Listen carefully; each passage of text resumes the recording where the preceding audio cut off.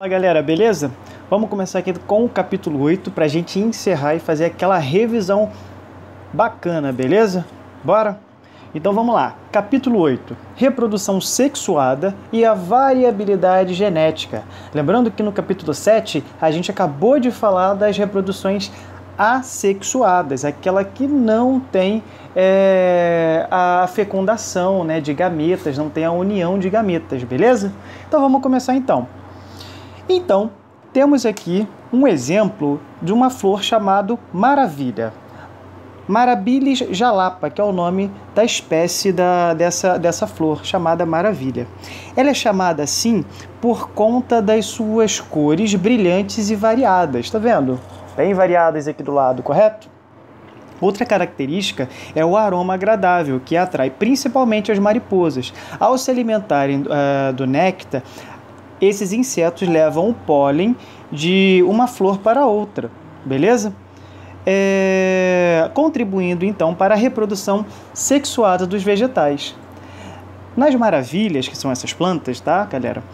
Quando uma planta com flor cor-de-rosa recebe o pólen de outra planta com cor da mesma cor, né, com a outra flor da mesma cor, galera, ela pode produzir descendentes com flores brancas, vermelhas ou rosadas. Reparem, então se eu fizer a fecundação de uma maravilha, né, de cor de rosa com outra maravilha cor de rosa, ela pode gerar esses dois filhotinhos aqui, ó. Pode gerar uma branca, uma vermelha, pode gerar rosadas, beleza? Então vem uma pergunta: de que maneira os descendentes gerados no cruzamento entre as flores maravilha, cor-de-rosa, mostram a ocorrência da variabilidade genética? Beleza? Essa é uma pergunta para vocês pararem para pensar, tá? Outra pergunta: se essas plantas se reproduzissem assexuadamente, qual seria a cor das flores desses seus descendentes? Vamos lá. Agora vamos levar em consideração o que a gente aprendeu lá no capítulo 7. Se essas plantas fizessem reprodução assexuada, geraria quais plantas? Pensa aí. Então vamos embora, vamos continuar. Vamos lá, células somáticas e células germinativas. São dois tipos de células que a gente tem que ter em mente, que elas são bem diferentes, tá bom? Mas elas estão intimamente ligadas. Como? A partir desse momento, na reprodução sexuada, galera, envolve o encontro de gametas, beleza? Que promovem a combinação de material genético de dois indivíduos ao se fundirem em um processo denominado fecundação. Vamos lá, galera. Gametas. Quem são os gametas? São células germinativas, ou seja, eu tenho o gameta masculino, que é o espermatozoide, e tenho o gameta feminino, que é o ovócito 2, ou o óvulo, beleza? Então vamos lá. Depois desse encontro, forma-se a célula ovo, ou zigoto. A gente vai deixar de lado essa ideia de célula ovo. Que célula ovo é um termo que assim é bastante utilizado, mas vocês vão ver em várias questões esse nomezinho aqui, ó, zigoto, tá? Então depois que encontra os gametas masculinos e femininos e acontece a fecundação, o que acontece? Forma o zigoto, tá? Esse zigoto que passará a se dividir sucessivamente até originar um indivíduo completo. Beleza? Então, ó, da união entre o espermatozoide e o ovócito forma a fecundação, beleza? Nesse encontro tem a fecundação. Depois que fecundou, vai formar essa célulazinha aqui, ó, chamada zigoto. E a partir desse momento, esse zigoto vai começar a multiplicar células ali dentro desse zigoto. Aí esse zigoto vai se multiplicando por células, e essas células vão formar o primórdio do embrião. desse embrião, essas células também vão se multiplicando novamente. Cada célula dessa daí do embrião vai se multiplicando, vai se especializando, vai se diferenciando até formar o feto e depois, propriamente dito, eu tenho aqui o indivíduo desenvolvido, tá bom? Células germinativas, como eu já falei, são os gametas, né? Quem são os gametas? Células sexuais. Eu tenho aqui o espermatozoide e o ovócito, beleza? Agora eu tenho as células somáticas. São todas as células restantes, exceto as do gameta, tá bom? Então vamos lá colocar aqui. Essas daqui são chamadas de gametas, beleza? A partir desse momento aqui em diante, só vai ter células somáticas, beleza? Show? São todas as células restantes, exceto o espermatozoide e o ovócito, ou seja, os gametas, tá bom? Vamos continuar. Temos aqui, então, continuando com a ideia de células germinativas. Os gametas são produzidos a partir de células germinativas, em órgãos chamados gônadas, beleza? As gônadas masculinas são os testículos e as femininas são os ovários, beleza?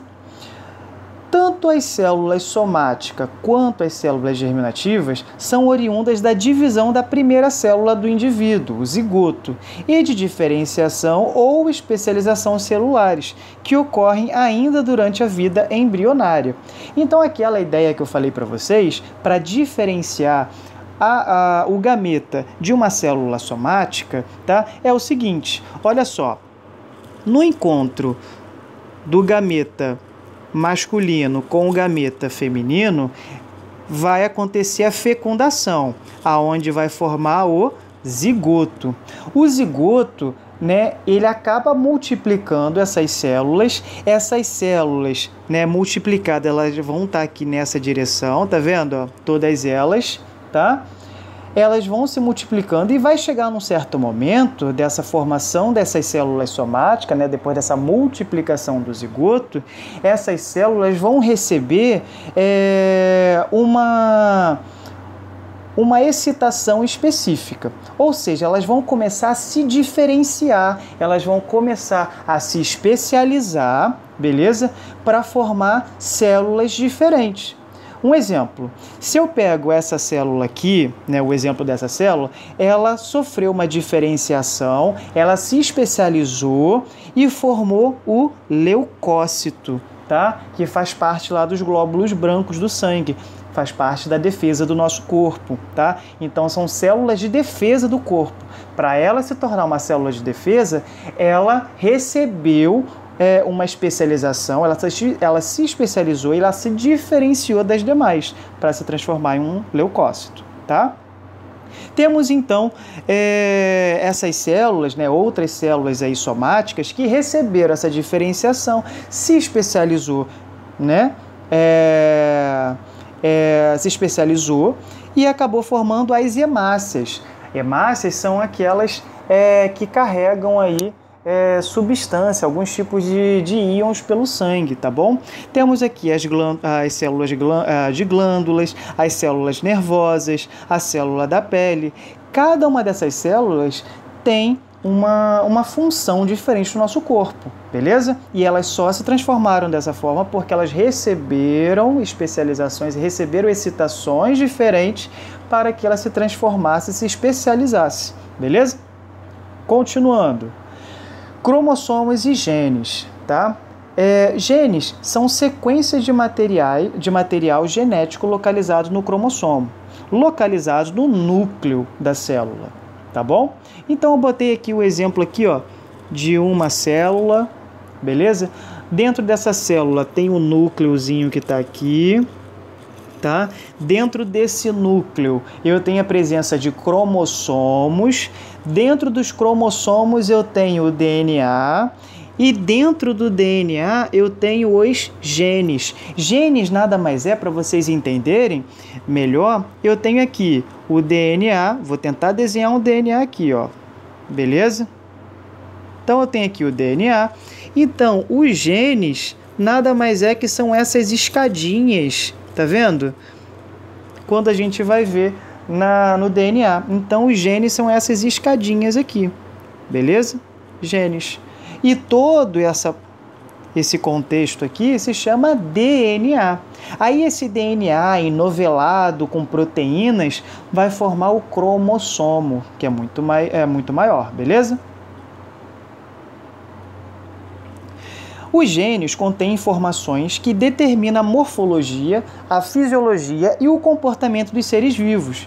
Galera, dependendo da leitura dos genes, eu vou produzir um cabelo liso, um olho azul, um olho verde, a cor da minha pele vai ser escura, ou a cor da minha pele vai ser clara, o meu cabelo vai ser cacheado, vai ser curto, vai ser médio, eu vou ter tendência a um certo tipo de doença, ou não, entendeu?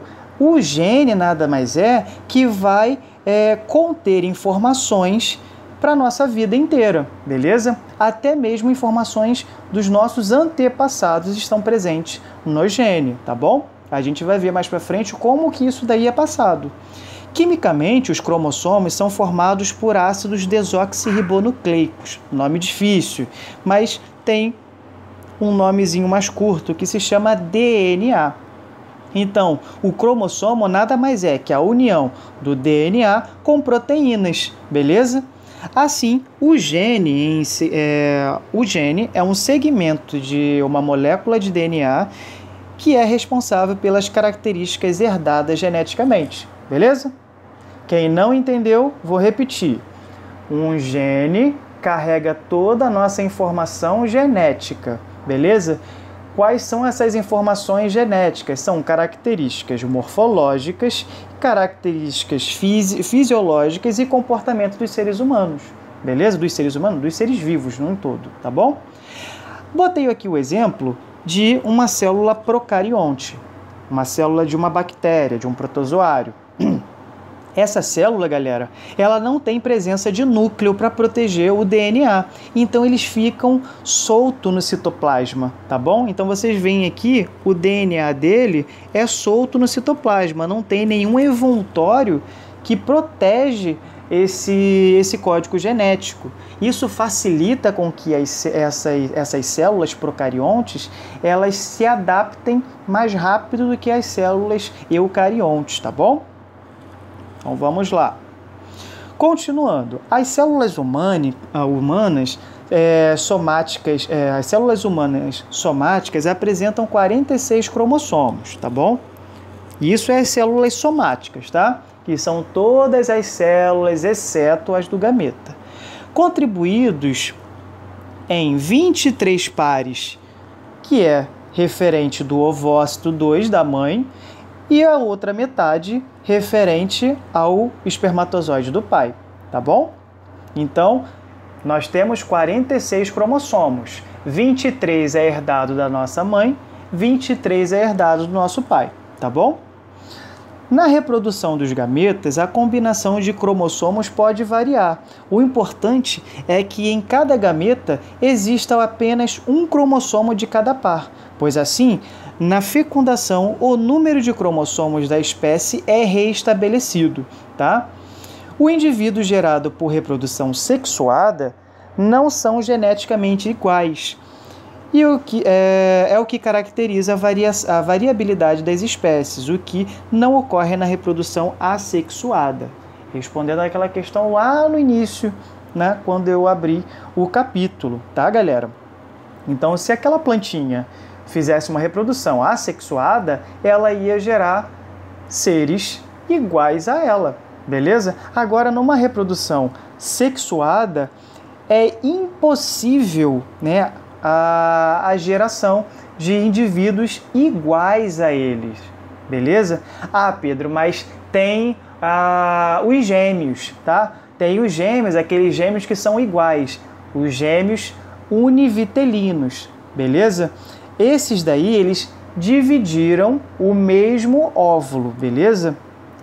Com isso, para vocês terem uma noção desses gêmeos univitelinos, esses gêmeos, eles praticamente são iguais, só que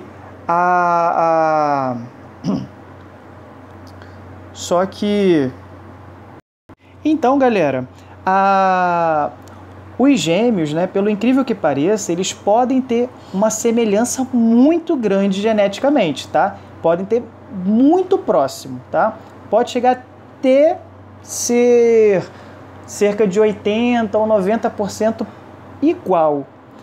Só que as digitais deles, né, pelo incrível que pareça, elas são diferentes, beleza? Então, assim, nem sempre pode-se dizer, né, que eles são completamente iguais. Eles não são iguais, tá bom?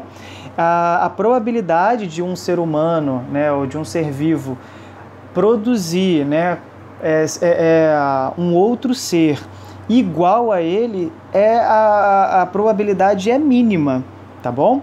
Pensa, são 23 pares de um e 23 pares do outro, sendo que dentro desses 23 pares, né, eles sofrem uma troca chamada crossing over, né? Então eles trocam informação com o cromossomo do lado. Então a variabilidade genética ela é muito grande, tá bom? Então botei um exemplo aqui.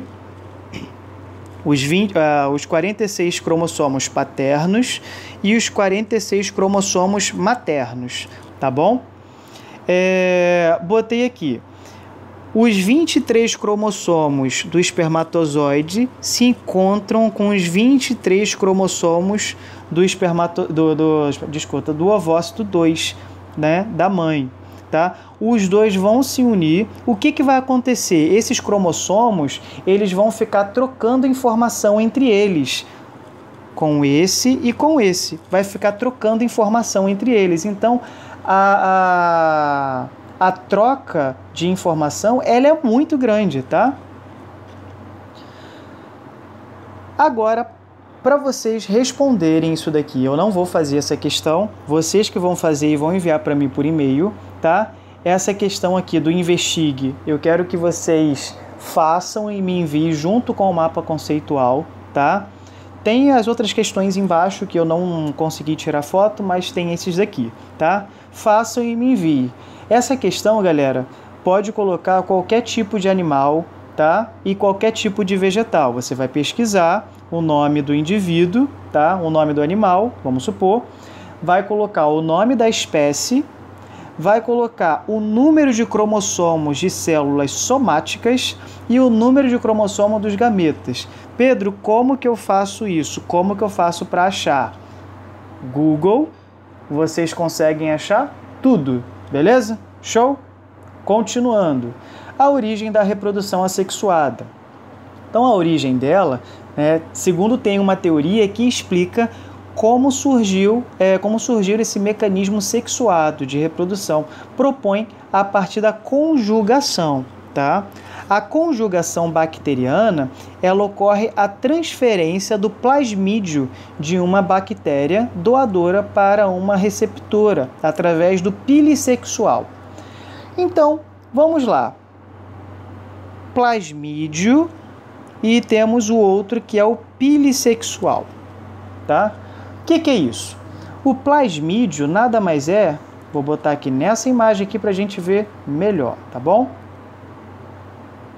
Então, na primeira etapa, o que acontece? Eu tenho aqui uma bactéria, tá? Uma célula doadora e uma célula receptora. Você está vendo que a célula receptora, ela não tem o plasmídio. Plasmídio na verdade, são códigos genéticos, são DNA, numa forma arredondada, numa forma mais... Aí, pronto. Aí esse plasmídio, ele se duplica, beleza? Ele se duplica. Vem o pilissexual, quando se aproxima, tá? É um tipo de órgão que a bactéria tem, que ela expande o citoplasma, tá? Quando ela está bem próximo de uma célula receptora, tá? A partir desse momento que ela expande esse citoplasma, ela vai passar o plasmídio para outra célula vizinha, a célula receptora. Você repara que ela duplicou o plasmídio, que é o código genético dela, passa para a célula receptora, aí então forma uma célula com a mesma informação que a célula doadora tem. Aqui, galera, dá para a gente notar como funciona como não funciona, na verdade, o antibiótico, no caso, numa pessoa que já faz uso irregular desse antibiótico. Olha só um exemplo. Vamos supor que essa bactéria aqui, ela causa uma doença específica, tá bom? Sendo que essa célula aqui, essa bactéria aqui, ela já está adaptada ao antibiótico que o tal médico passou e que você faz uso incorreto, tá bom? O que essa bactéria fez? Ela conseguiu se reproduzir, se adaptar a ponto de fazer com que aquele antibiótico não funcione, beleza? O que ela fez? Entrou, né, em contato com uma outra bactéria que veio para o seu corpo, tá? Essa bactéria não tem essa informação, beleza? Que essa bactéria doadora tem. O que ela vai fazer? Essa bactéria doadora, ela vai multiplicar o plasmídio, tá? Vai passar através do pile para essa célula receptora e essa célula receptora já vai estar adaptada a esse tal antibiótico que você estava fazendo de forma irregular, beleza? Então aí onde que forma as superbactérias, tá bom? Só para vocês terem noção, isso é só para acrescentar o conhecimento de vocês e a nossa aula termina por aqui, tá? Espero que vocês tenham gostado. Qualquer dúvida, me procurem pelo WhatsApp, tá? Então tem bastante coisa para vocês fazerem essa semana, o mapa conceitual e aquele exercício de pesquisa que está aqui, ó, do Investigue, tá bom? Quero todos eles no meu e-mail, tá bom? Valeu, galera, e até a próxima!